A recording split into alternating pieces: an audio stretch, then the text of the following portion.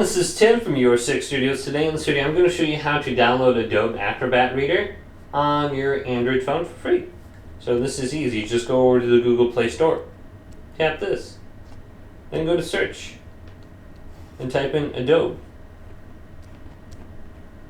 Adobe, here it is. Then we go down to Adobe Acrobat Reader, edit PDF, install it right here. You can install it to your other phones down here, but let's open it up now. And then we can open up PDF files on here, just sign in with your account. And you can just hit this X arrow if you don't want to do any of that.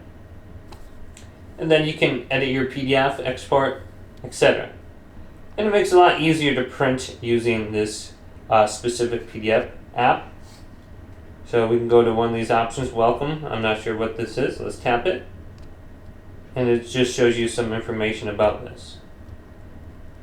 So go ahead and get this on your phone if you're in school or if you're using this for work. Hopefully this video did indeed help you out. If it did, leave it a big thumbs up and subscribe to my channel down below.